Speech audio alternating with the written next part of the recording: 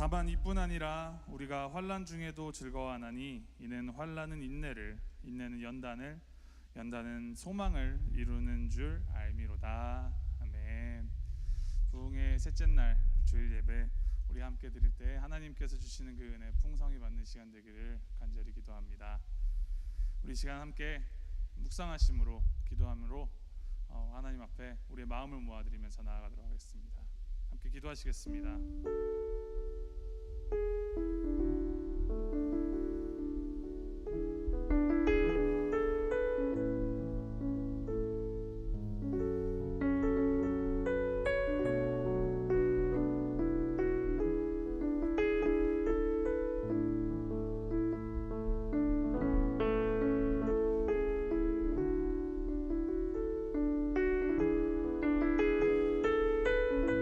사랑해 주 하나님 아버지, 우리를 위해 준비하신 그 주님의 은혜, 오늘 이 자리 가운데에서 우리가 주님께서 준비하신 그 분량만큼 마음껏 담아가길 소망합니다. 하나님, 이 시간 우리에게 말씀하시고 우리가 마음 열어서 주님을 받아들일 때 주님 이 시간 주님께만 영광 돌리는 시간 될 수 있도록 인도하여 주시옵소서. 감사드리며 예수님의 이름으로 기도하였습니다.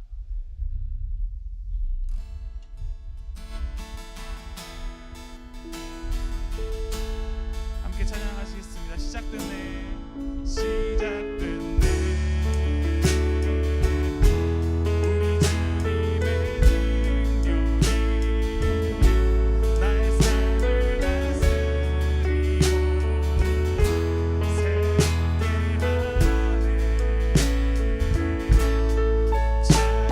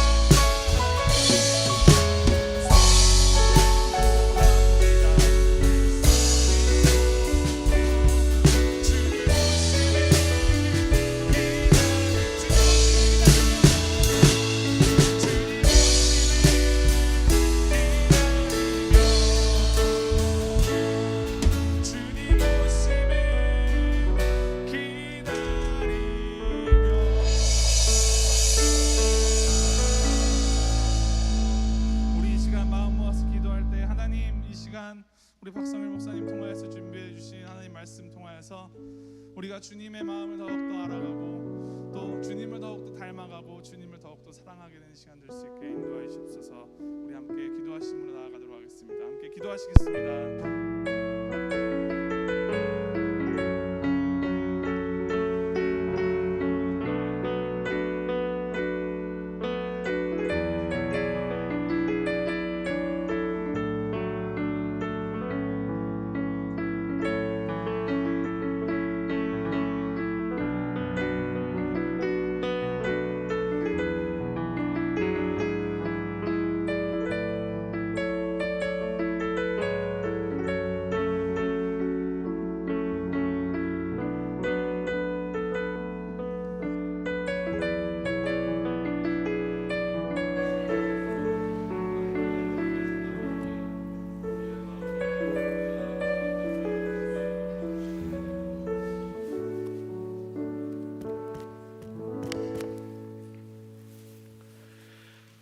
하나님은 영이시니 예배하는 자가 영과 진리로 예배할지니라. 주님, 이 시간을 주님 앞에 온전히 올려드립니다. 주님은 거룩하신 오직 주님만이 모든 영광과 존귀를 받으시기에 합당하신 아버지이심을 고백합니다. 주님께서는 저희를 사랑하셔서 저희가 함께 모이고 예배한 자리에 은혜를 베풀어 주시기 원하는 분이십니다. 우리의 영적인 눈을 열어주시고 주를 보게 하시고 올바른 마음의 자세로 주님 앞에 나올 수 있게 우리를 붙들어 주시옵소서. 예수님 이름으로 기도드립니다. 아멘. 다 함께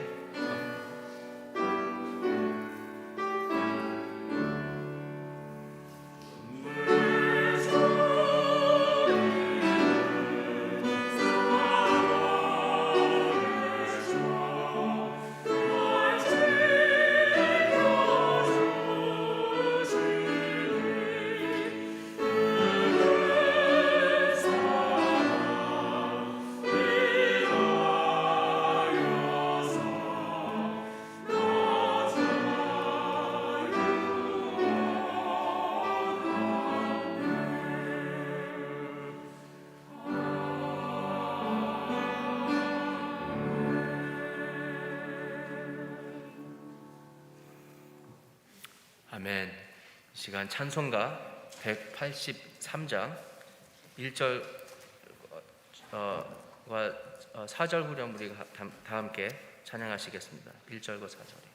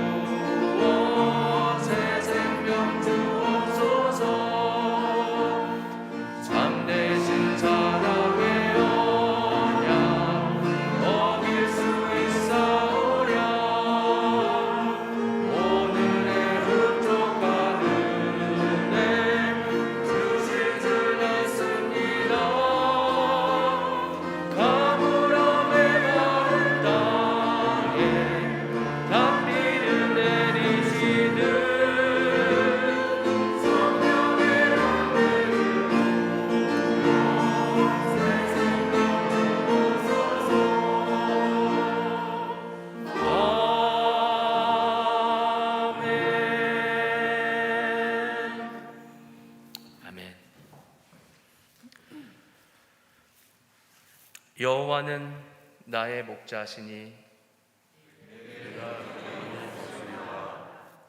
그가 나를 푸른 풀밭에 누이시며 내 영혼을 소생시키시고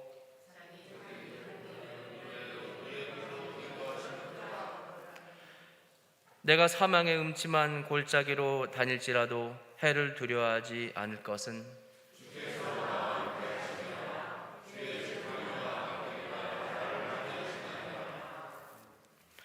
주께서 내 원수의 목전에서 내게 상을 차려주시고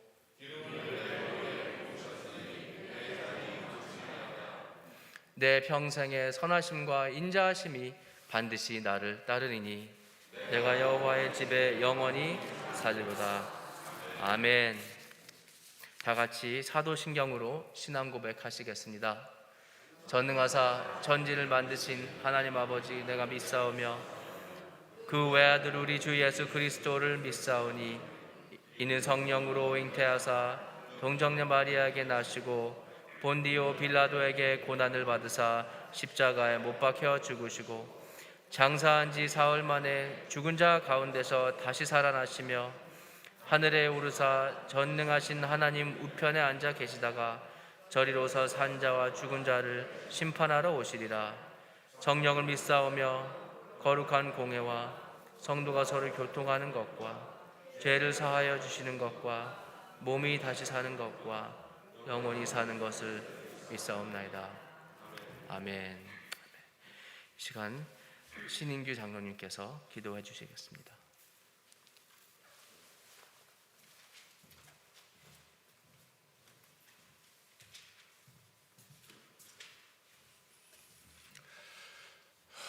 다 같이 기도하겠습니다. 세세무궁토록 찬양과 영광을 받으시기에 합당하신 사랑하는 나의 아버지 하나님, 우리를 지난 한 주간 동안도 장중에 붙들어 주시고 험한 세파 속에서도 지켜주신 것 감사를 드립니다. 오늘 거룩한 주일 허락하셔서 죄 중에 빠졌던 우리들 한자리에 모아주시고 귀한 주님의 종 박성일 목사님을 모시고 부흥성의 마지막 날을 지킬 수 있게 하신 것 감사를 드립니다. 아버지 하나님, 이틀 동안 귀하신 말씀 저희에게 심어주셨는데 이제 마지막 이 시간도 주님의 귀하신 말씀으로 우리에게 큰 은혜를 내릴 줄 믿고 감사를 드립니다. 아버지 하나님, 참으로 우리는 험한 세상을 살고 있습니다. 우리 힘으로는 이길 수 없는 세상을 살고 있습니다. 암울한 세상 속에서 우리는 어찌 살아가야 될지 모르며 방황하며 살 때가 얼마나 많은지 알 수가 없습니다. 아버지 하나님, 그리하여서 우리는 때로는 죄인의 길에도 서고 아버지 하나님, 악인의 꾀도 쫓으며 오만한 자리에도 앉으면서 세상과 적당히 타협하며 살 때가 얼마나 많은지 알 수가 없습니다. 아버지 하나님, 그러나 우리에게 귀한 믿음을 주셔서 암울하고 힘든 세상이지만은 믿음 가지고 이길 수 있게 하신 것 감사를 드립니다. 아버지 하나님, 믿음은 아버지 하나님 그리스도의 그 피의 역사가 우리에게 참으로 바로 다가와서 그것은 남의 일이 아니고 바로 우리의 일이고 나의 일이고 또한 나의 역사인 것을 깨닫고 좀 더 아버지 앞에 나갈 수 있는 굳건한 믿음을 주신 것 감사를 드립니다. 피의 역사가, 피의 구원의 역사가 이제 우리에게 다가왔음을 우리가 깨달을 수 있게 하시고 그것이 아버지 하나님 우리를 살리는 귀한 일임을 깨달을 수 있도록 주님 도와주시옵기를 간절히 원하옵고 바랍니다. 아무리 험하고 힘든 세상일지라도 실망하고 낙담하며 세상 사람 모두 쓰러지고 헤맬 때라도 아버지 하나님, 우리는 믿음을 붙잡고 이겨나갈 수 있게 하시고 그 가운데서도 아버지 하나님 즐거움을 찾고 기쁨을 찾을 수 있도록 주님 도와주시옵소서. 우리에게는 소망이 있습니다. 아버지, 그 그리스도께서 이 땅에 다시 오실 때 잘하였도다 칭찬받는 종이 될 수 있게 하시고 영광과 존귀와 찬양 속에 우리가 임할 수 있도록 도와주시옵기를 간절히 원하고 바랍니다. 아버지 하나님, 그 소망을 가지고 힘들고 어려운 세상 이기며 기쁘게 세상을 맞이하며 승리할 수 있도록 도와주시옵소서. 아버지 하나님, 참으로 아버지 하나님, 우리 세상 속에서는 슬픈 일이 많이 있습니다. 그 가운데서도 가장 슬픈 것이 이별의 슬픔이라 하였는데 아버지 하나님, 우리 김용환 장로님을 잊고 잊어버리고 하나님 곁으로 보내고 슬퍼하는 우리 목사님 가족을 하나님 찾아가 주시옵소서. 우리는 위로할 수가 없지만은 하나님의 말씀으로 위로하여 주시옵시고 하나님의 말씀으로 그 가정에 평온할 수 있도록 평강을 찾을 수 있도록 주님 도와주시옵기를 간절히 원하옵고 바랍니다. 아버지 하나님, 이 시간에도 이 자리를 잊지 않고 사모하고 계실 우리 목사님, 아버지 하나님 힘을 주시고 능력을 주셔서 다시 돌아와 이 재단을 잘 이끌 수 있도록 주님 함께하여 주시옵기를 간절히 원하옵고 바랍니다. 아버지 하나님, 주님 우리 목사님 출타 중에 이 귀한 박성일 목사님 이 자리를 채워주실 수 있게 하신 것 감사를 드립니다. 이것은 하나님께서 준비하신 것으로 알고 하나님께 영광과 감사를 드립니다. 아버지 하나님, 그의 말씀 속에서 쏟아지는 주님의 귀하신 말씀이 우리의 심령 골수를 쪼갤 수 있게 하시고 거듭 태어날 수 있도록 주님 도와주시옵소서. 은혜의 말씀이 될 수 있도록 주님 도와주시옵소서. 우리의 생명의 말씀이 될 수 있도록 주님 도와주시옵소서. 험한 세상 이기는 승리의 말씀이 될 수 있도록 주님 도와주시옵소서. 아버지 하나님, 능력으로 채워주시옵시고 세상 것 감추시고 하나님 말씀만을 나타내는 귀한 말씀이 될 수 있도록 도와주시옵소서. 우리의 마음의 문을 활짝 열고 이 시간 주님께서 주시는 그 충만한 은혜의 말씀을 받아들이기에 부족함이 없도록 주님 도와주시옵시고, 아버지 하나님, 우리가 드려지는 이 예배가 아버지께 영광이 되는 귀한 예배 될 수 있도록 도와주시옵소서. 순서 절차를 주님께서 주관하시고 주님께서 홀로 영광받아 주시옵소서. 아버지 하나님, 또한 우리 김 목사님 장례 절차까지도 주님께서 함께 책임져 주실 줄 믿고 감사드리며, 또한 아버지 하나님, 예배를 돕는 손길 위에 하나님의 한량없는 은혜와 축복이 함께 하실 것을 믿고 감사드리며 예수 그리스도의 이름으로 기도드리옵나이다.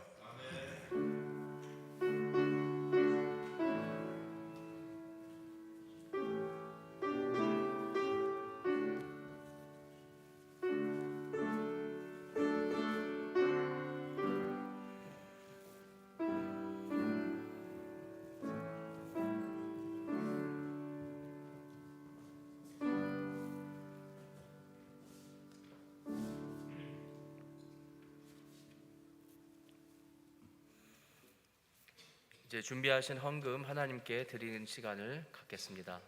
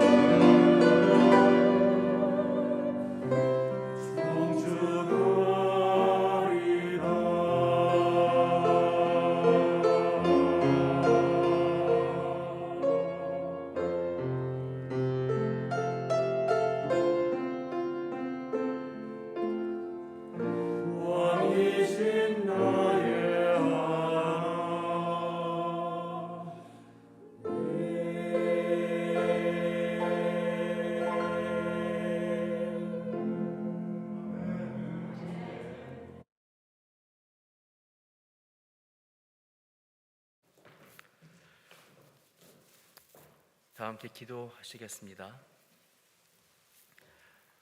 아버지, 주님은 모든 축복의 근원 되십니다. 우리의 모든 필요를 채워주심을 감사합니다. 우리를 주의 나라를 위해 힘써 일하게 해주심을 감사드립니다.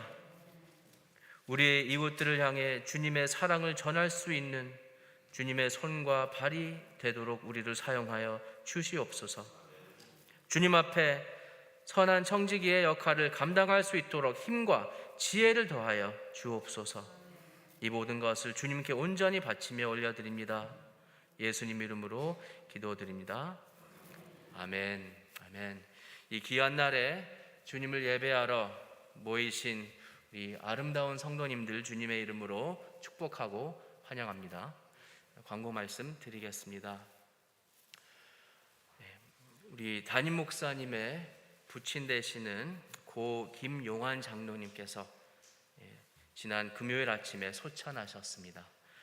우리 목사님께서는 지금 아버지의 장례를 위해 출타 중이십니다. 우리 목사님과 유가족을 위해 모든 우리가 기도해 주시기를 바랍니다. 환난 중에도 즐거워합니다라는 주제로 우리 부흥회가 금요일부터 오늘까지 진행되고 있습니다. 우리를 위하여 사랑의 마음으로 말씀 전해주신 우리 박성일 목사님께 감사를 드립니다. 오늘 마지막 날 말씀인데 오늘 말씀을 통하여서 많은 은혜를 받으시고 또 큰 도전을 모두 받으시길 바랍니다. 지난 금요일과 토요일 부흥의 영상이 우리 교회 홈페이지에 그리고 또 유튜브에 올라와 있습니다. 함께 참여하지 못하신 분들은 따로 시간 내어 참여하셔서 큰 은혜 받으시길 바랍니다. 오늘 말씀을 보시겠습니다.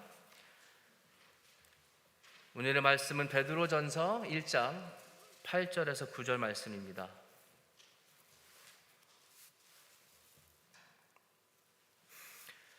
예수를 너희가 보지 못하였으나 사랑하는도다.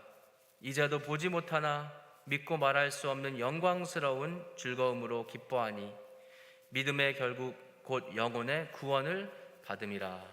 아멘. 우리 박성일 목사님께서 말씀 전해 주시겠습니다.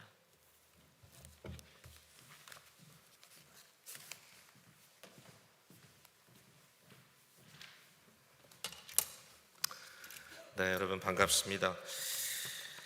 담임 목사님께서 부친상을 당하시는 이 어려움 가운데 그러나 기도로 여러분들이 준비했던 사경회를 지난 금요일부터 오늘까지 진행할 수 있게 된 것 참 한편으로는 굉장히 안타깝기도 하고 또 한편으로는 저에게도 감사한 마음이 있습니다. 목사님 곁에서 위로해드리지 못하지만 이렇게 또 귀한 사역지를 제 나름대로 또 대신 와서 이 말씀의 강단을 지켜드릴 수 있다는 것은 저에게 큰 특권입니다.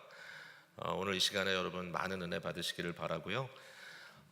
마지막 시간인데 참 영광스러운 예배입니다. 제가 교회를 위해서 생각하며 또 기도하고 마음으로 또 이렇게 기대하던 이제 그러한 시간인데 정말 저희가 거룩하신 하나님의 하늘 보좌 위로 믿음의 눈을 열어 함께 들려 올라가 주님 앞에 주님 존전에서 이렇게 예배할 수 있다는 것은 너무 귀한 일이고 또 대면 예배로 여러분 이렇게 많이 함께 하실 수 있어 너무 감사합니다. 물론 아직도 어쩔 수 없어서 이제 온라인으로 조인하시는 우리 교우들도 계실 줄 아는데 정말 한 마음으로 주께 나아가는 아름다운 우리 볼티모 장로교회 은혜의 시간 되기를 바랍니다. 제가 금요일부터 베드로전서 1장 1절에서 오늘까지 이제 9절 말씀까지만 커버를 한다고 말씀을 드렸습니다. 이번에 주제가 환난 중에도 즐거워합니다라고 하는 주제인데 간단하게 이제 금요일과 어제 말씀을 다시 한번 우리가 돌아가서 보자면 여러분 성경 피신 채로 한번 따라 보시면 좋겠습니다.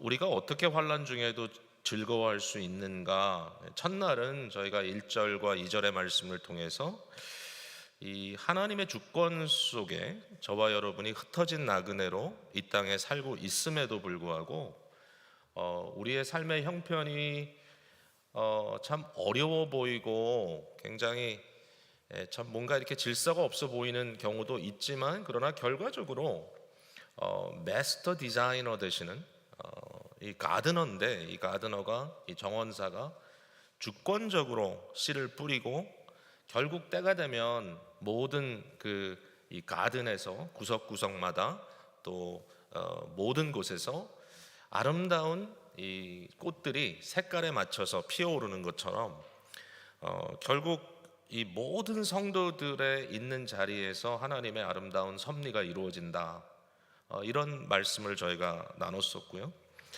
뿐만 아니라 삼위일체 하나님의 거룩하신 또 사랑의 공동체가 구원 역사 속에 성부의 택하심, 성자의 피 뿌리심, 그리고 성령의 성결케 하시는 피의 적용, 성도들의 심령 속에 역사하시는 이것이 또 하나님의 그 삼위일체적 존재, 그 존재 자체, 끊임없이 자기를 내어주시는 성부, 성자, 성령의 그 사랑 공동체, 이것을 생각하면서 그 안에서 우리는 진정한 기쁨을 볼 수 있다, 그리고 누릴 수 있다라고 말씀을 나눴었고요.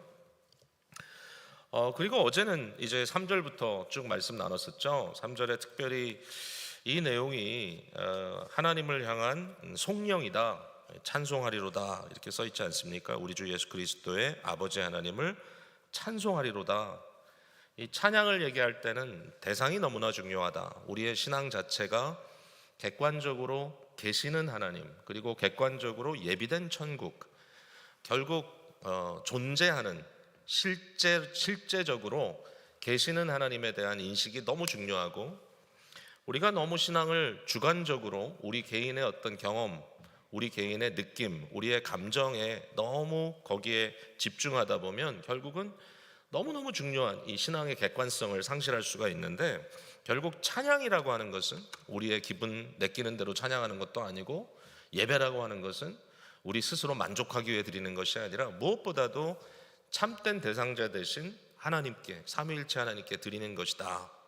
여기에 대해서 여러분들이 많이 동감하는 모습을 제가 보고 참 감사했어요. 아, 그렇구나. 우리가 이 잘못된 구원파의 오류에 빠지지 말아야 되겠다. 모든 것을 나 중심으로 생각하는, 결국 종교의 옷을 입었다 할지라도 자기 중심성이라고 하는 것은 정말 악한 것이고, 그것은 죄악 그 자체이다는 거죠. 마치 바리새인들이나 서기관들이나 유대의 장로들이 저들 스스로 굉장히 훌륭한 종교인들이다라고 생각했지만, 그러나 결국 그들의 모습 속에 자기 중심성, 그들 앞에 나타나신 하나님마저도, 그 대상자마저도 거부하고 결국은 모든 것을 자기 중심으로 하려고 했던 그 속에 결국 타락한 모습이 그대로 드러난 거죠. 그래서 사실 이게 너무 중요합니다. 우리가 예수를 믿는다, 예수를 통하여 내가 죄의 문제를 해결하고 어떤 구원을 얻는다라고 이야기를 하지만, 그러나 진정한 구원은 뭐라고 말씀드렸죠? 진정한 신앙의 여정은 자아를 떠나 진정한 객관자이신 하나님을 향하여 나아가는 여정이다. 그러니까 끊임없이 자기를 부인하고 하나님을 인정하고 주께 나아가는 것이 신앙이기 때문에, 아무리 예수 얘기해도 정말 자기를 내어주신 그리스도의 그 삶을 우리가 진짜 이해하지 못하고 그 안에 복음 안에서 들어가지 못한다면 사실은 신앙이라는 것이 결국 혐오스러운 것이 될 수밖에 없다. 그러니까 신앙인이라고 하는데, 교회라고 하는데 너무 이기적인 모습으로 존재할 때 우리는 거기에 대해서 굉장히 실망하게 되잖아요. 좌절하게 되잖아요. 그래서 이 본질적인 신앙의 이 중심, 이 핵심이 하나님께 있음을 우리가 굉장히 강조했었습니다. 그리고 두 개의 시제를 얘기했죠. 두 개의 시제, 본문 속에 나오는 이제, now, 지금이라고 하는 시제와, 그리고 말세, 마지막 때라고 하는 시제, 이 두 가지 시제가 본문 속에 등장을 하고, 이 현재, 지금, 이제라고 하는 이 시점에 우리의 경험은 여러 가지 시험을 당하고 있다. 여기에 여러 가지라고 하는 것을 강조했고, 그 말은 뭐냐면 나쁜 것만이 아니라 모든 성도 각자에게는 자기의 특유의 스토리를 하나님께서 주신다. 하나님은 우리를 개별자로 대하시고 한 사람 한 사람의 경험 속에 하나님의 특별한 사랑과 은혜의 스토리를 주신다. 그래서 이 스토리가 결국은 우리가 영원한 하나님을 향한 나만의 찬양으로, 내가 드릴 수 있는 이 특유의 찬양으로 연결될 것이다. 이 말씀을 나눴고요. 그리고 마지막 때 이 예비되신 구원이 뭔가, 여기에 대해서는 천국이라는 영원한 유업, 내가 어떤 또 다른 상급을 받는다, 이것보다 훨씬 더 중요한 하나님의 존재 안에서 그 영원한 교제 속에 들어가 우리의 심령이 말로 할 수 없는 완벽한 만족을 누릴 것이다. 정말 어느 한 구석도 만족받지 못하는 것이 없는 완벽한 세티스팩션을 얻을 것이다. 이게 하나님이 우리를 위하여 예비하신 것이다. 여러분 아멘이죠? 예, 아멘입니다. 정말 우리가 천국을 사모한다는 것은 그것을 사모하는 겁니다. 이 땅에서 아무리 좋은 게 많다 할지라도, 이 땅에서 우리가 누릴 수 있는 것이 많다 할지라도 그것은 오직 천국의 작은 물방울 하나에 불과하고, 천국에서는 폭포수처럼 쏟아져 내리는 기쁨을 누릴 것이다. 우리의 존재가 완전히 하나님으로 인하여 만족될 것이다 말씀을 드렸고, 또 어떤 말씀 드렸죠? 우리 주 예수 그리스도께서 오시는 그날 우리에게 칭찬과 존귀와 영광을 부어주실 것이다. 우리 주님이 우리 손을 붙들고 칭찬해 주시는 것 얼마나 귀한가. 잘했다, 착하고 충성된 종아, 주인의 즐거움에 동참할지어다. 그 말씀을 우리가 들을 것이다 라고 말씀을 전했죠. 근데 첫날부터 어제까지 계속 연결되는 내용이 뭐였냐면은, 이런 천국의 기쁨이 단순히 기다림의 영역이 아니라, anticipation이 아니라 이미 우리가 participation 하고 있다, 이미 참여하고 있다라는 말씀 드렸습니다. 어떻게 그렇습니까? 예수 그리스도의 부활이 이미 이루어졌기 때문입니다. 종말은 이미 왔습니다. 그리스도의 부활이 곧 말세이고 그리스도의 부활이 곧 완성입니다. 물론 첫 열매입니다. 우리는 거기에 아직 완벽하게 참여하지 않았지만 그리스도를 죽음에서 부활시키셨던 바로 그 부활의 영, 종말의 영이신 성령님께서 저와 여러분의 삶 속에 거듭남의 은혜를 주셨다. 우리 모두가 영원한 생명을 지닌 자가 되어서 이미 우리의 존재는 예수 그리스도의 부활과 맥이 통하게 됐다. 이미입니다. 이미. 그래서 성령의 은혜로 말미암아 거듭난 영혼들은 바로 이 종말적 기쁨에 이미 참여하고 있다. 저도 여러분께 말씀을 드리면서 정리가 좀 더 잘 되고 있어요. 아마 첫날부터 말씀을 들은 분들은 지금처럼 그렇게 쉽게 간단하게 얘기하면 좋았을 텐데 뭐 이렇게 길게 얘기했나, 그럴 수 있겠지만 제 나름대로 참 설명해 보려고 애를 썼습니다. 그 내용입니다. 지금까지 그 내용을 여러분께 말씀드린 거니까 혹시라도 들으시면서 내가 이거 좀 이해가 안 된다, 우리 목사님께서 광고하신 대로 다시 동영상 한번 돌려보시면서 말씀의 은혜를 받으셨으면 좋겠어요. 자, 오늘은 좀 짧게 말씀을 드려야 되는데 이제 구절 자체가 짧잖아요. 근데 여기에 사실 내용도 너무 풍성합니다. 베드로 사도가 아시아 여러 지역에 흩어져 있는 교회 공동체를 향하여 주시는 말씀인데요, 성도들에게 이 말씀을 하십니다. 8절에 예수를 너희가 보지 못하였으나 사랑하는도다. 이제도 보지 못하나 믿고 그랬습니다. 여기에 강조되고 있는 것은 보지 못한다는 것입니다. 즉 육신으로 임하신 그리스도, 성육신하신 그리스도, 이 땅에서 사역하신 그리스도, 물론 그리스도의 이 부활이라고 하는 새로운 이 현실이 그 안에 있지만, 그러나 어쨌든 이 그리스도의 이 매니페스테이션, 나타내심을 이 땅에서 직접 목격한 적이 없는 사람들. 그러니까 베드로는 봤죠. 베드로는 예수 그리스도의 사역과 그의 고난과 그의 순종과 그의 십자가의 죽으심과 그의 장사되심 이후에 부활하신 주님까지 만났고 승천하시는 주님까지 목격했지 않습니까? 그러니까 예수 그리스도를 직접 목격했던 사도가 살아있는 시대임에도 불구하고 이미 예수 그리스도를 직접 목격한 적이 없는 사람들이 교회를 이루고 있었다는 것이 굉장히 특이한 상황인데, 이게 우리들에게 주는 위로는 뭐냐면 우리도 똑같은 자리에 있다라는 것이죠. 여러분, 육신의 눈으로 예수 그리스도를 실제로 본 분은 여기 안 계시죠. 우리가 믿음의 눈을 통하여 영적인 어떤 교통을 나누고 있지만, 그러나 우리도 똑같이 이분들과 함께 아직 우리 나타나실 그를 만난 적은 없습니다. 직접 제자들이 예수님을 만난 것처럼, 첫 사도들이 예수님을 만난 것처럼 만나지 못했습니다. 그렇지만 여전히 우리가 무엇을 하죠? 예수 그리스도를 사랑한다고 고백하고 예수 그리스도를 믿는다고 고백합니다. 이게 베드로의 말씀입니다. 너희가 그리스도를 보지 못하였으나 그를 사랑하는도다. 너희가 지금도 그를 보지 못하나 그를 믿는다고 말씀하셨습니다. 우리가 지금 그 상태에 있는 겁니다. 자, 제가 이 말씀을 드릴 때 다시 한번 좀 확인합니다만은 이 말이 예수 그리스도의 실존적인 어떤 그 존재와의 맞닿는 경험이 없다라는 말은 아닙니다. 성령님의 역사를 통하여 우리는 살아계신 그리스도와 영적으로 교통하는 것을 얼마든지 할 수 있는 존재들입니다. 어제도 제가 말씀을 드렸지만 저희 교회 그 사랑하는 자매님 한 분이 굉장히 힘들고 어려운 고통의 시간을 여전히 겪고 계십니다. 3년이 지났습니다. 그럼에도 불구하고 이 환난과 고통 속에 어떤 기쁨을 하나님께서 주십니까? 라고 물어봤을 때 그분이 하시는 말씀이 뭐였죠? 찬송할 때 기쁨이 넘칩니다. 뿐만 아니라 너무너무 극심한 고통이 있을 때 두렵고 떨림이 있었지만 그럼에도 불구하고 뭐라고 말했죠? 우리 주님께서 말씀해 주셨습니다.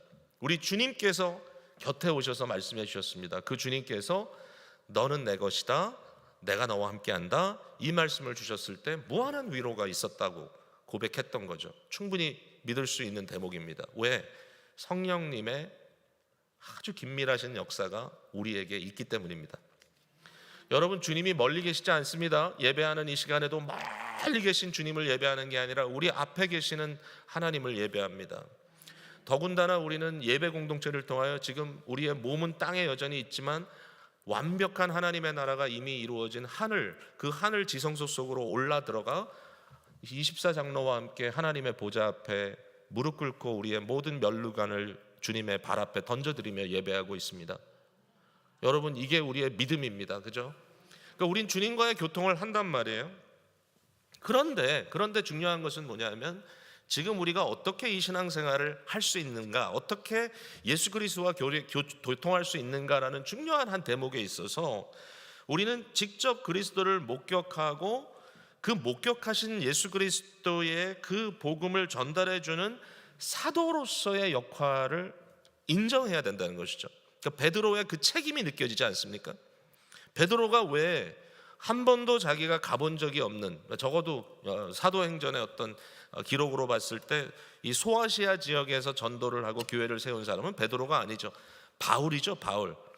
바울이 이미 순교하여 이 세상을 떠난 이후에 제가 그렇게 말씀드렸죠. 아마도 그럴 것이다. 베드로가 남겨진 성도들을 위하여 이 편지를 쓰는 것, 너희가 어떤 환난과 고난이 너희에게 임한다 할지라도 낙심하지 말아라. 너희는 여전히 예수 그리스도의 백성들이다.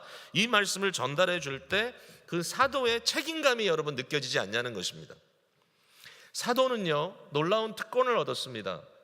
실제로 육신적으로 그리스도를 함께 할 수 있는 특권을 얻었고 3년 이상 그리스도를 따라다녔고 그리스도의 그 육성을 직접 들었고 그리스도의 그 어깨와 어깨를 비비면서 함께 지냈고 함께 한자리에서 먹고 또 자고 하면서 그리스도와 동행할 수 있는 특권을 얻었고 부활하신 예수 그리스도의 첫 증인들이 됐던 것이잖아요. 그러니까 이런 놀라운 특권이 있는데 이것이 단순히 특권이 아니라 이것이 책임이었다. 왜냐하면 주님께서 사도 공동체에게 뭐라고 말씀하셨습니까? 너희는 나의 증인이라. 가라. 어디로 가라고요? 예루살렘으로부터 온 유다와 사마리아와 결국은 땅끝까지, 결국 베드로는 로마에 와 있단 말입니다. 당시의 땅끝이죠. 이 로마에까지 와서 무엇을 합니까? 예수 그리스도의 증인으로서 증인 역할을 하고 있다. 이게 이분이 안고 있는 사도적 책임이다. 여러분, 제가 조금 교리적인 얘기 할게요. 교회가 교회되는 이유가 뭔지 아십니까? 이 교회가 교회되는 이유, 교회의 속성 때문입니다. 속성. 교회에는 속성이 있습니다. 속성이라는 말은 어떤 그 존재에 반드시 있어야만 그 존재가 성립되는 것을 속성이라고 얘기합니다.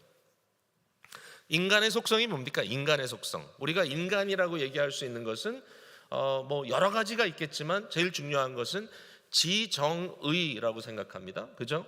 인간에겐 지각이 있습니다. 생각할 수 있는 존재입니다. thinking being입니다. 인간에게는 감성이 있습니다. 감정이 있습니다. 심지어는 다른 사람의 타인의 아픔도 느낄 수 있는 이런 감정적 요소가 있습니다. feeling being입니다. 인간은 의지적입니다. 그 말은 뭐죠? 윤리적 존재입니다. 내가 무엇을 해야 될까 생각하고 책임감에 의하여 움직이는 존재입니다. 의지를 발동해서. 근데 여러분 가끔 그런 사람들에 대한 기사가 뜨지 않습니까? 아무런 도덕적인 그러한 의식조차 없고 양심에 진짜 화인받은 것 같고 정말 비열하게 상대의 고통과 아픔에 대한 아무런 생각 없이 해를 입히는 사람들이 있습니다. 그 사람들을 우리가 봤을 때 인간 같지 않다, 짐승 같다 얘기합니다. 왜? 인간으로서의 가장 중요한 속성을 상실했기 때문이죠. 껍질만 있는 겁니다. 자, 여러분 교회도 그럴 수 있습니까? 그럴 수 있습니다. 교회의 속성은 4가지가 있습니다. 제가 빨리빨리 얘기할게요. 하나는 교회는 하나입니다. 하나, 일치됨. 근데 그 일치됨의 핵심은 뭐냐면 유일하신 머리 대신 예수 그리스도에게 속해 있다는 것입니다. 예수님이 한 분이니까 한 주죠. 한 주, one Lord, 하나의 세례. 그죠? 그래서 우리는 하나다 이렇게 얘기합니다. 이 교회는 우리 주 예수 그리스도 안에서 하나 된 것을 믿어요. 아멘. 자, 두 번째는 뭐냐면 거룩하다입니다. 거룩하다. 그건 뭐냐면 세상과 뭔가 분리된 부분이 있다. 세상에 있지만 세상과는 다르다. 세상의 가치가 교회 안에서 통용되지 않는다. 교회에서도 부자가 대접받고 교회 안에서도 세상에서 떵떵거리는 권력자가 대접을 받는 교회라면 그거는 교회의 속성에 문제가 있습니다. 교회는 마음이 가난한 자들이, 도리어 심령에 가난한 자들이 복을 받는 공동체입니다. 세상과 다르단 말입니다. 그러니까 교회는 거룩하다, 세상과 다르다. 이 세상에 있음에도 세상과 다르다. 이 내용이 참 기가 막힌 내용이죠. 어제도 얘기했지만 우리가 세상의 논리가 아니라 믿음의 논리를 갖고 생각한다. 믿음의 논리를 갖고. 세 번째 교회의 속성은 뭐냐면 보편성입니다. 보편성. 이것을 카톨릭이라고 얘기하는데 로마 카톨릭 교회를 의미하는 게 아니라 이 카톨릭이라는 말 자체는 보편적이다라는 의미입니다. 어디든지 있는 겁니다. 즉 교회의 본질을 들어가 보면 교회는 언어와 민족과 문화와 심지어는 지역도 초월하는 면이 있습니다. 교회는 그러므로 우리가 지역 교회가 있지만 사실은 초월적인 어떤 입장에서 교회를 봐야 되죠. 그래서 이 교회가 고맙게도 교단이라고 하는 좀 더 넓은 틀에 이 조인이 되어 있습니다. 우리 장로교회 원리는 이 교회가 있고 다른 교회가 있으면 이 교회와 다른 교회가 하나로 묶여 있을 때 그것을 두 교회라고 얘기하지 않고 또 하나의 교회라고 얘기합니다. 장로교회 원리는 여러분 아셨어요? 미주한인 예수교 장로회, 이 교회라고 하는 교단, KAPS라는 교단, 이 교회는 아주 우리 교단의 장자교회 중에 하나인데 이 교단에 속해 있는 모든 교회들은 churches가 아니고요, 교회들이 아니라 한 교회입니다. 총회로 모이면 그게 한 교회입니다. 그 한 교회 안에 이 교회도 들어 있습니다. 그러나 지역으로 나뉘어지면 또 이 교회가 한 교회입니다. 이게 참 놀라운 것이죠. 이 보편성 너무 중요합니다. 또 제가 지금 기쁨의 교회를 섬기지만 너무 감사한 것은 우리 볼티모 교회와 기쁨의 교회는 소래 인터내셔널이라고 하는 선교 기관을 통해서 하나로 묶여 있습니다. 같은 목적을 위해서 함께 사역합니다. 6개 교회가 있습니다. 여러분 아시지만 뉴욕에 2교회 있고 아틀란타에 한 교회 있고 볼티모어에 한 교회 있고 필라델피아에 또 2교회가 있는데 이 교회들이 교회의 보편성을 이루고 있습니다. 우리가 영어 목회가 있잖아요, 교회. 또 많은 영어 목회에는 민족적인 조금 다양성이 있습니다. 이 모든 것이 너무 당연합니다. 자, 제가 이 얘기하면 또 흥분을 하기 때문에 지금 많이 갔는데 마지막 4번째입니다. 4번째는 뭐냐면 사도성입니다. 사도성. 교회는 말씀과 성령을 통하여 반드시 예수 그리스도를 직접 목격했던 사도 공동체와 지속적인 교통 속에 있어야 합니다. 다시 말해서 사도의 사역과 단절된 교회는 더 이상 교회가 아닙니다. 제일 중요한 포인트는 뭐냐면 사도들의 증거된 말씀이 결여된 교회는 교회가 아닙니다. 스스로 자기가 알아서 하는 교회는 잘못된 교회입니다. 말씀을 떠나간 교회는 잘못된 교회고요, 오순절에 강림하신 성령님의 지속적인 사역에 연결되어 있지 않은 교회는 존재할 수 없습니다. 저와 여러분은 사도적 교회입니다. 사도적 교회, 사도적 공동체 속에 포함된 자들입니다. 그래서 우리가 직접 보지 못했지만 그리스도를 직접 목격하고 보았던 베드로와 같은 사도들의 증언이 우리에게는 살아 있습니다. 성령의 역사와 오늘도 숨쉬는 하나님의 말씀, 하나님의 말씀이 어떻다고요? 이 말씀은 하나님의 숨이다 그랬습니다. 성령의 영감이라는 표현을 쓰지만 그 말이 한편으로는 성령께서 이 말씀을 기록하게 하시고 사실은 성령님이 직접 저자하신 것이고 이 말씀을 기록할 때 성령의 부으심이 이 말씀에 있었다라는 의미도 있지만 또 하나 중요한 의미는 뭐냐면 theopneustos, 하나님의 숨이라는 말의 의미는 뭐냐면 베드로전서 우리가 오늘 폈지 않습니까? 지금도 폈죠. 이것을 피는 순간에 성령님의 숨쉬심이 우리의 얼굴을 향하여 확 불어온다는 것입니다. 지금 이 시간에 우리가 전하는 말씀이 저의 말이라든지 여러분의 어떤 개인적인 추론과 상상력을 통해서 하는 말이라면 의미가 없습니다.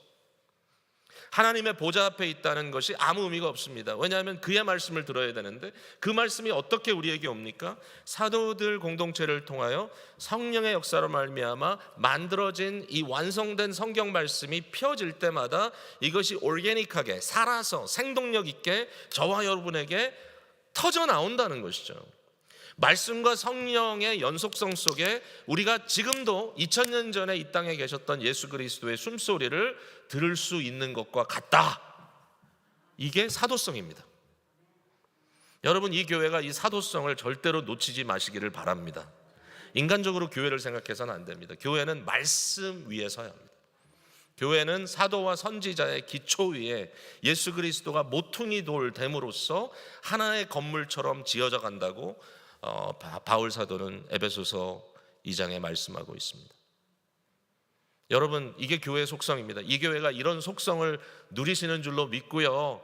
앞으로 하나님께서 어떻게 이 교회를 사용하실지 모르겠지만 계속해서 이 교회는 하나된 교회, 거룩한 교회, 보편성을 지닌 교회, 모두에게 오픈됐다는 얘기죠. 그리고 사도성을 정말 유기적으로 누리는 아름다운 교회가 돼서 정말 이 지역에 진정한 교회로, 트루 처치로 역사하시는 귀한 성도님들 다 되시기를 바랍니다. 교회는 건물이 아닙니다. 아시다시피 교회는 공동체입니다. 교회는 예배하는 공동체이고 고백하는 공동체이고 교회는 사랑하는 공동체이고 교회는 기도하는 공동체이고 교회는 선교하며 섬기는 공동체입니다. 교회는 공동체입니다. 이러한 아름다운 교회, 이 교회 너무너무 감사합니다. 여러분 계속해서 힘을 내시고 믿음으로 사역해 나가시길 바랍니다. 자, 이런 사도들과 공유하는 공동체로서 우리가 어떤 경험을 갖고 있느냐, 오늘 본문에 세 개의 고백이 이제 등장을 하는데 간단하게 이 말씀 드릴게요. 자, 잘 들어보세요. 첫 번째 고백은 뭐냐면은 사랑하는도다입니다. 즉 주님을 향하여 내가 주님을 사랑합니다라고 하는 고백을 한다는 것입니다. 베드로가 그 고백을 했습니다. 이 모든 것보다 네가 나를 사랑하느냐? 부활하신 주님께서 베드로에게 3번 물어보셨습니다. 이 모든 것보다 네가 나를 사랑하느냐? 베드로가 사실 너무 죄송하죠. 예수님 3번이나 부인했고 바로 그 말씀을 주님께서 지금 번복하시는 거니까 그때 베드로가 뭐라 그랬죠? 제가 주님을 사랑하는 것을 주께서 아시나이다. 바로 그 베드로의 겸손하고 떨리는 고백이 우리의 고백입니다. 바로 베드로의 곁에 오셔서 숯불을 펴놓으시고 조반을 먹어라. 그의 곁에 오셔서 네가 나를 이 모든 것보다 사랑하느냐? 내 양을 치라, 내 양을 먹이라 말씀하셨던 그 예수 그리스도의 그 음성이 오늘 베드로 사도를 통하여 성령의 음성으로 우리에게 들리는 겁니다. 주께서 여러분에게 물어보십니다. 네가 이 모든 것보다 나를 사랑하느냐? 팬데믹 때문에 힘들었지, 참 어려웠지, 그러나 이 모든 것보다 네가 나를 사랑하느냐? 너의 목숨보다 나를 사랑하느냐? 근데 사실 뭐 겁낼 거 없습니다. 왜냐하면 주님께서 우리를 위하여 예배하신 일들이 너무 질서정연하고 아름답습니다. 계속해서 그 말씀 드리잖아요. 이 사랑이 뭐죠? 자기를 주는 거라고 말씀했습니다. 우리 주님이 그냥 우리 보러 사랑하라고 안 하십니다. 내가 너희를 사랑한 것 같이 너희도 서로 사랑하라. 사랑에는 이중 계명이 있습니다. 하나님을 사랑하고 이웃을 사랑하는 겁니다. 이 둘 중에 뭐가 더 중요한지는 성경이 클리어하게 말하고 있지 않습니다. 당연히 하나님 사랑이 더 중요하지. 여러분 오해하지 마십시오. 분명히 요한 사도가 말했지 않습니까? 눈에 보이는 형제를 사랑하지 못하는 자가 눈에 보이지 않는 하나님을 사랑할 수 없다. 절대로 둘 중에 하나만 하라는 건 아닙니다. 2개를 해야 합니다. 사랑에는 이중 계명입니다. 하나님 사랑, 형제 사랑. 그런데 하나님 사랑한다고 형제 미워할 수 없고 하나님 사랑한다는 이유로 나는 고상하기 때문에 아무도 필요 없어. 팬데믹이 가져다 준 굉장히 심각한 문제가 홀로서기입니다. 예배를 어떻게 드립니까? 혼자 드립니다. 물론 같이 드린다고 하지만 사실은 혼자 방에서 혼자 이 카메라를 독대하면서 드립니다. 어떤 분은 얘기하더라고요. 목사님 얼굴이 더 크게 보여서 예배가 더 집중이 잘 됩니다. 다른 사람 하나도 안 보이고 다른 사람 뒤통수 하나도 안 보이고 목사님 얼굴만 보이는데 또 요새 녹음도 너무 잘 돼가지고 소리가 똘똘하게 들리기 때문에 아주 저는 예배 잘 드리고 있습니다. 여러분 속지 마십시오. 그건 일시적인 것입니다. 어쩔 수 없어서. 형제 사랑이 없는 하나님 사랑 없고요, 하나님 사랑 없는 형제 사랑 없습니다. 교회는 공동체입니다. 근데 그게 어디서부터 나오느냐? 말씀 이미 드렸잖아요. 삼위일체 공동체, 사랑.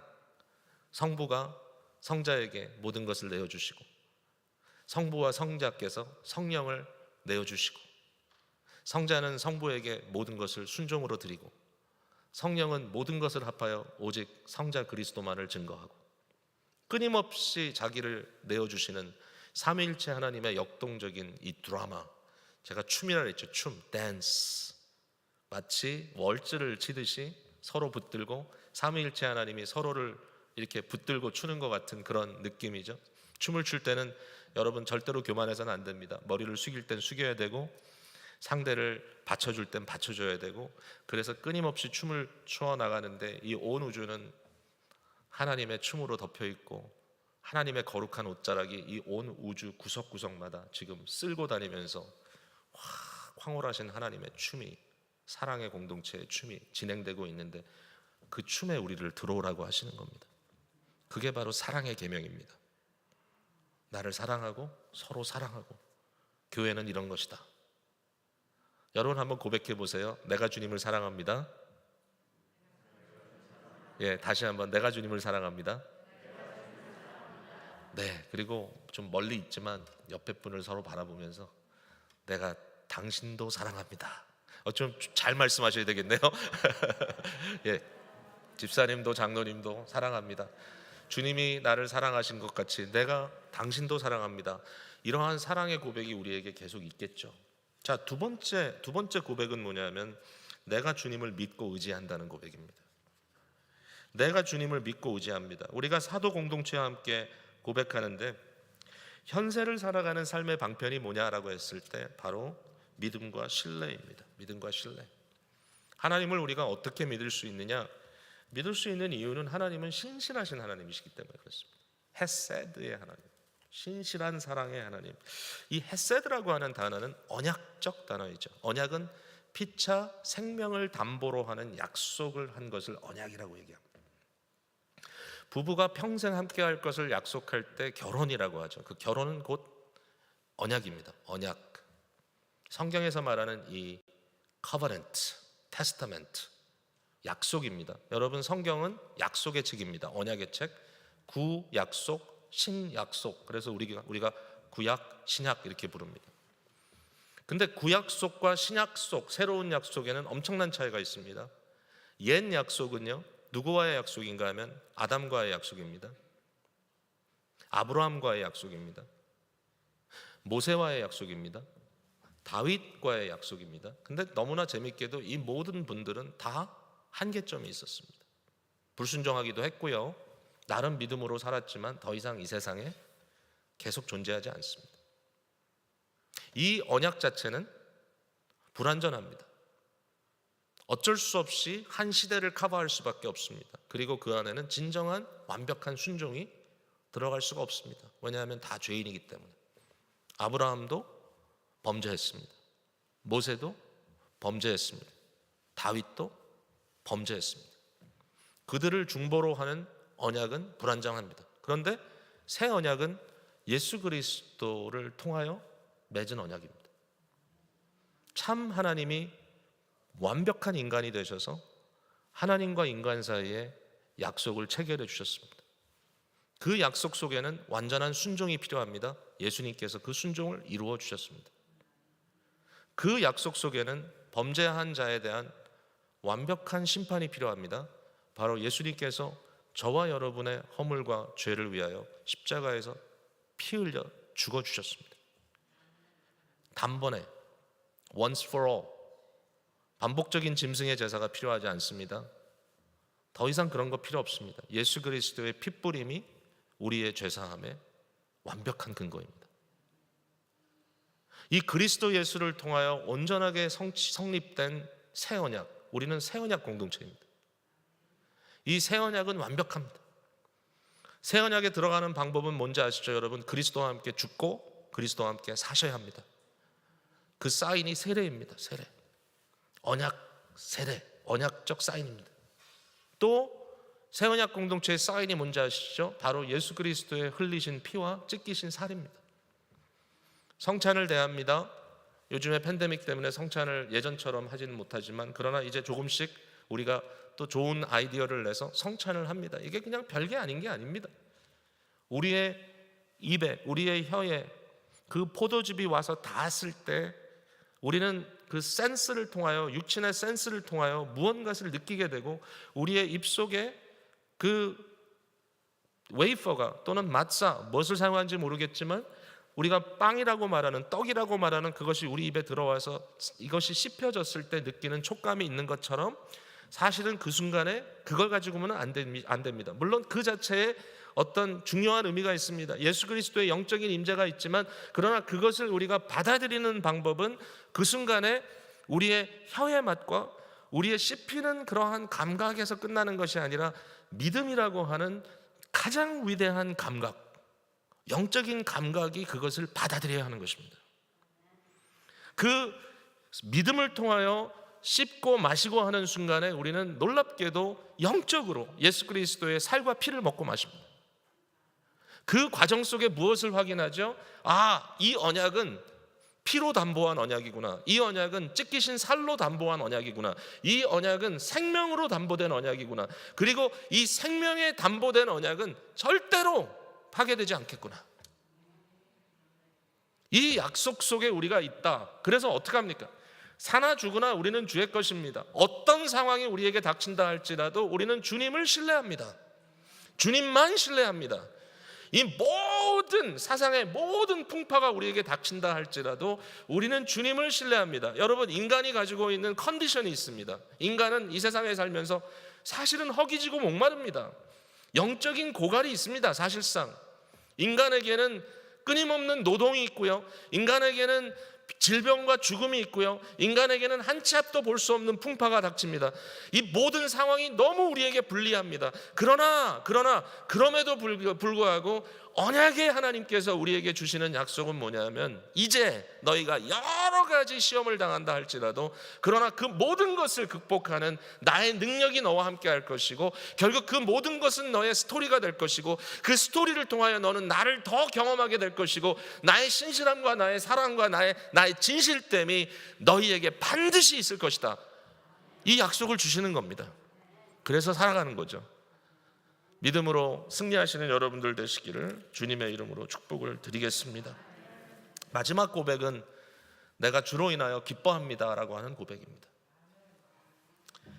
말할 수 없는 영광스러운 즐거움으로 기뻐하니, 말할 수 없는 영광스러운 기쁨으로, 즐거움으로 기뻐하니, 주여 내가 주님으로 인하여 기뻐합니다. 주님으로 인하여 기뻐합니다. 도대체 왜 기뻐합니까? 무엇 때문에 기뻐합니까? 9절에 보니까 믿음의 결국 꼭 영혼의 구원을 받음이라 그랬습니다. 믿음을 통한 영혼의 구원. 이미 말씀을 몇 번 드렸죠. 이것은 단순히 기대가 아니라 이것은 참여이다. anticipation 정도가 아니라 participation이다. 믿음은 그렇게 하는 것이다. 믿음은 바로 우리로 하여금 예수 그리스도의 부활을 믿고 우리 안에 성령으로 거듭난 생명을 내 삶 속에서 영위하는 것이다. 누리는 것이다. 믿음이다. 믿음적 사고를 통하여 끊임없이 말씀에 의지하여 생각하고 행동하는 것이 믿음입니다. 아니, 도대체 이 구원이 언제 완성될 것인가? 언제 이 구원이 완성될 것인가? 13절, 우리가 본문으로 읽지 않았지만 13절에 보면 이렇게 써 있습니다. 그러므로 너희 마음의 허리를 동이고 근신하라. 깨어있으란 말이죠. 예수 그리스도께서 나타나실 때에 너희에게 가져다 주실 은혜를 온전히 바랄지어다. 이 구원이 완성되는 건 언제냐면 예수 그리스도께서 나타나실 때입니다. 아멘. 그때 우리에게 주어질 것은 영혼의 구원이라고 말했습니다. 영혼의 구원. 우리가 주님을 대면할 그날 우리에게 주어질 것은 영혼의 구원이다. 아니 근데 왜 영혼의 구원입니까? 왜 영혼이 여기 들어갑니까? 여기에 영혼을 강조하고 있는 이유는 부활한 성도들의 모습에 대한 일종의 힌트입니다. 여러분, 우리의 존재의 본질을 영혼이라고 말할 수 있습니다. 육신은 장막 같습니다. 물론 육신도 너무 귀한 것입니다. 그러나 이 세상을 떠날 때 육신의 장막을 내려놓습니다. 그리고 우리의 영혼이 죽지 않습니다. 그리고 우리의 본질적인 존재인 영혼이 결국은 부활의 몸으로 덧입혀질 날이 올 것입니다. 자, 그런데 이제 중요한 게 뭐냐면은 이 영혼이라는 말이 절대로 실제적이 아니란 뜻이 아니라는 겁니다. 우리 생각에 영혼 그러면 이렇게 뭐 기체처럼 연기처럼 생각합니다. 귀신처럼 생각합니다. 그런데 사실상 성경이 강조하는 것은 뭐냐면 영혼이 가장 구체적인 것입니다. 저와 여러분의 영혼이 너무 실제적이고 구체적인 것입니다. 보이지 않는다? 그건 별 문제가 안 됩니다. 히브리서 11장에 보면 이 세상에 있는 모든 이 만물은 보이지 않는 것에서부터 창조됐다는 걸 얘기합니다. 보이지 않는 것이 보이는 것보다 우선입니다.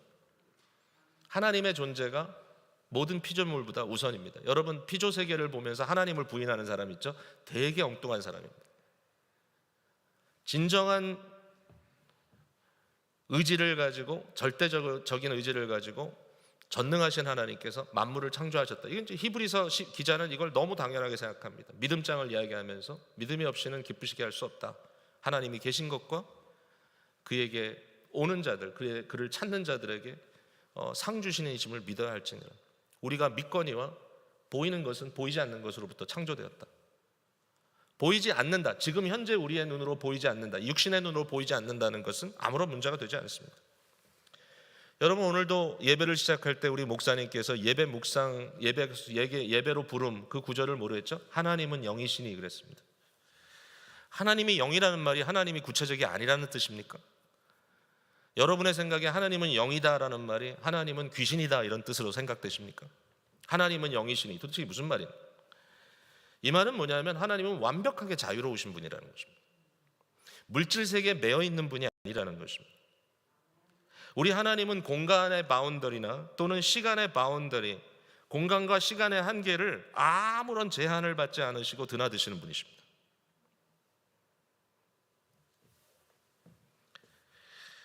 그러니까 하나님이 영이라고 하는 말씀을 들었을 때 우리는 여기에 뭔가 굉장히 흥미로운 사실이 있다는 것을 생각해 봐야 합니다. 하나님은 완벽하게 자유로우시고 이 자유로우신 하나님께서 실제로 현세를 만드셨고 또 내세를 만들어 가실 것입니다. 그것을 지탱해 나가실 것입니다. 언젠가 부활의 영광을 통하여 저와 여러분도 영적인 몸을 얻게 될 것입니다. 여러분, 이 몸은 예수 그리스도께서 부활하셔서 지니신 몸이었습니다. 참 신기한 몸입니다. 제자들과 함께 만나기도 하시고 제자들이 예수님의 손과 발을 만질 수도 있고 심지어는 음식도 드시지만 영적인 그리스도의 몸은 음식에 의존하지 않습니다. 음식을 안 먹었다고 에너지가 없는 몸이 아닙니다. 음식은 즐기기 위해 먹습니다. 한마디로 같이 펠로십하기 위해서 먹습니다. 그것은 기쁨의 표현일 뿐이지 어떤 생존의 의미가 아닌 것이죠. 근데 예수님께서는 닫혀진 문도 아무 문제 없이 뚫고 가시고 너무나 자유롭게 시간과 공간을 누비십니다. 부활하신 예수님의 몸은 하늘로 둥둥 떠올라가시기도 하시고 눈앞에서 사라지기도 합니다. 아니 도대체 뭔가 어떻게 몸이 하늘로 올라갈 수 있어? 이게 말이 안 되는 거 아니야? 과학적으로. 여러분, 과학적으로 이거 어떻게 얘기합니까? 그런데 우리 주님은 과학이 말하는 우리의 감각을 통한 데이터를 통해서 얻을 수 있는 것과는 다른 차원의 영적인 몸을 지니신 분이라는 것입니다. 근데 그 영적인 몸이 구체적이지 않다? 아니요, 무지 구체적입니다. 너무너무 구체적입니다. 사실은 여러분 이 생각을 뒤집어야 합니다. 영적인 것이 육적인 것보다 훨씬 더 구체적이다. 제가 그 한 가지 예를 드리면요, 이건 좀 약간 이상하게 들릴지 모르지만 예수님께서 부활하신 몸을 가지고 이 지금 문이 다 닫혀 있죠? 문 열지 않고 들어오실 수 있습니까? 없습니까? 이곳에 있습니다. 그렇게 써 있잖아요. 그 말은 뭡니까? 예수님이 무슨 연기 같아가지고 슬그머니 들어온다는 얘기입니까? 아니요. 예수님이 너무 구체적이고 단단하시기 때문에 그 부활하신 몸이 이 벽 같은 거는 그냥 액체처럼 지나가는 겁니다. 여러분 바다에 풍덩 들어가면 어떻게 됩니까? 바닷물이 갈라지죠. 왜? 여러분의 몸이 더 고체이기 때문에. 근데 그 몸이 고체입니까? 아니요. 사실은 딱딱하지 않거든요. 그 몸도 여러 가지 원자 분자들이 만들어진 거거든요. 그런데 예수 그리스도의 부활의 몸은 완벽하기 때문에 그것마저도 뚫고 간다. 상상하실 수 있어요? 이건 좀 상상이 필요한 건데 정말 이렇게 설명하는 게 옳은지 모르겠지만, 그러나 한 가지 이게 저한테 굉장히 익사이팅한 것은 이 영적이라는 말을 너무 이렇게 귀신 같은 그런 의미가 아니라 진짜 구체적이다. 여러분 부활하신 여러분의 몸이 어떨 것인지 둥둥 떠다니는 무슨 기체가 아니라 정말 단단한 몸을 입으실 거예요. 다이아몬드보다. 그리고 여러분 영광스러울 겁니다. 광채가 날 겁니다. C.S. 루이스라는 분 제가 얘기 많이 했는데 그분이 굉장히 재밌는 얘기를 했어요. 뭐라고 얘기했냐면은 부활한 몸은 영혼이 몸을 싸고 있을 것이다. 우리 생각에는 몸이 있고 우리 안에 영혼이 있다고 생각하잖아요. 근데 이 육체보다 더 본질적인 이 영혼이 사실은 더 밖으로 드러날 것이다. 영혼이 보일 거라는 거죠. 우리의 눈에. 왜? 영적인 눈을 지니기 때문에. 여러분 정말 맑고 깨끗한 사람을 보면 뭐라고 얘기합니까? 저 사람은 영혼이 참 맑아. 영혼이 참 투명해. 그렇죠? 자, 여기 계시지 않지만 제가 우리 목사님 칭찬 좀 할게요. 어떤 장로님 한 분이 금요일 날 집회 끝나고 저한테 그 말씀하셨습니다. 우리 목사님, 우리 김형국 목사님은 참 영혼이 맑으신 분입니다. 참 순수하신 분입니다. 이럴 때 좀 아멘 해주시면 좋은데. 어쨌든 그렇게 얘기하셨을 때 뭡니까? 목사님의 영혼이 마치 보이는 것 같다. 왜냐하면 너무 맑고 아름답기 때문에. 근데 여러분 우리가 부활의 몸을 입으면요 어떻게 된다고요? 부활의 그날 우리의 영혼의 맑음이 그대로 드러날 겁니다. 누구도 속일 수 없습니다. 우리는 몸이 보이기 때문에 몸을 가리기 위해 옷까지 입고 가립니다. 그러나 부활의 몸을 지닌 우리들에게는 전혀 서로를 감출 수 없는, 모두가 투명하게 서로를 볼 수 있는 존재가 될 것입니다. 근데 그게 아프지 않을 겁니다. 그게 위태하지 않을 겁니다. 왜? 더 이상 서로를 시기하고 질투하는 것이 아니라 진정 사랑의 공동체를 이룰 것이기 때문에. 저는요 너무너무 기대돼요. 말할 수 없는 영광스러운 즐거움이 우리를 기다리고 있고요.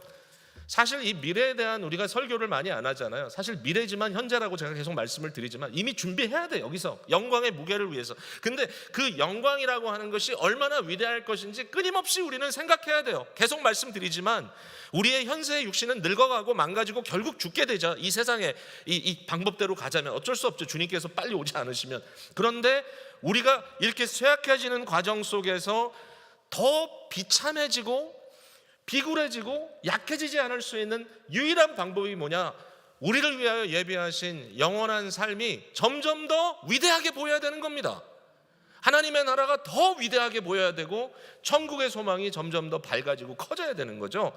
이 소망을 품고 있을 때 어떻게 되죠? 세상과 하직할 때 주여 제가 여기 있나이다. 주님 제가 주님께 달려갑니다. 할렐루야.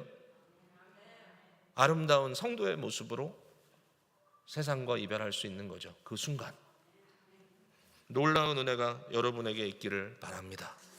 여러분이 세상에서 누리시는 모든 기쁨은 귀한 것입니다. 왜냐하면 천국에서 오는 기쁨이기 때문에. 이 예배의 기쁨은 귀한 것입니다.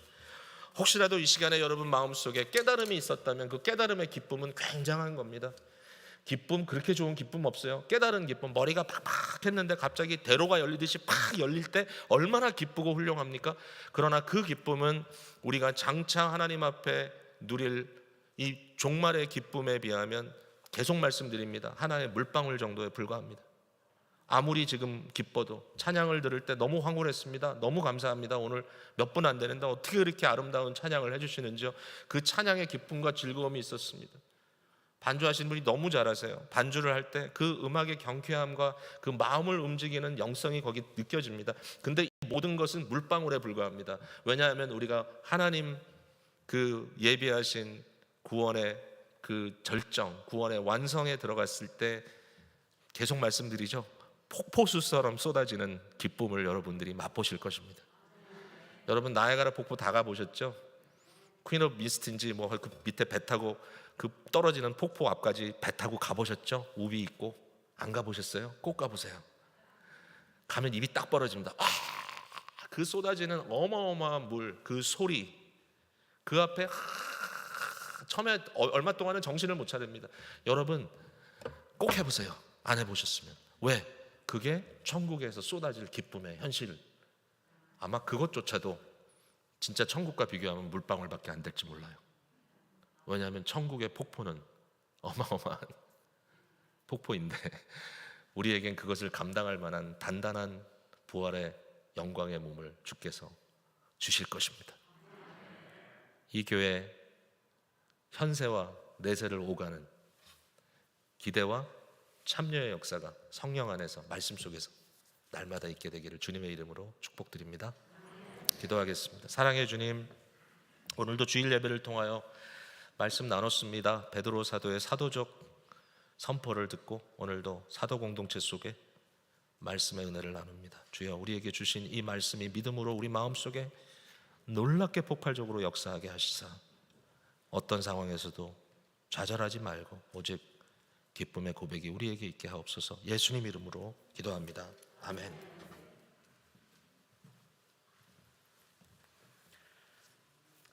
귀한 말씀 감사합니다. 다 함께 찬송가 433장 1절과 4절 찬양하시겠습니다.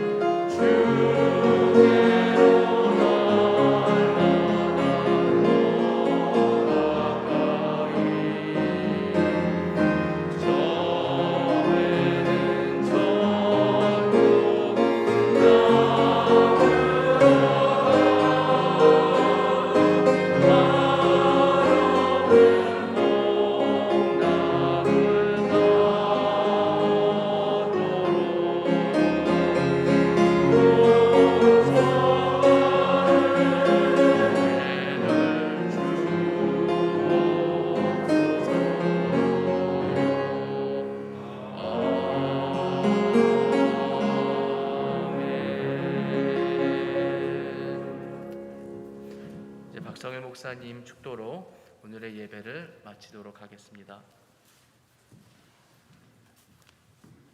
사랑하는 성도 여러분, 주께서 여러분 이제 6일의 삶을 향하여 파송하십니다. 주님과 함께 기쁜 나날들 되시기를 바랍니다. 우리 주 예수 그리스도의 은혜와 하나님 아버지의 무한하신 영원하신 사랑하심과 성령님의 교통 충만하심, 끊임없이 우리를 일깨우시고 사도 공동체의 일원으로 오직 우리의 주 되신 예수 그리스도를 사랑합니다, 의지합니다, 주로 인하여 기뻐합니다 고백해 하시는 성령님의 놀라우신 역사하심이 오늘도 말씀 듣고 예배하고 주의 영광을 위하여 살 뿐만 아니라 하나님께서 예비하신 영원한 구원, 영혼의 구원, 놀라운 종말의 현장에 너무너무 영광스러운 기쁨의 그 자리에 말할 수 없는 영광스러운 즐거움으로 주님의 교통 속에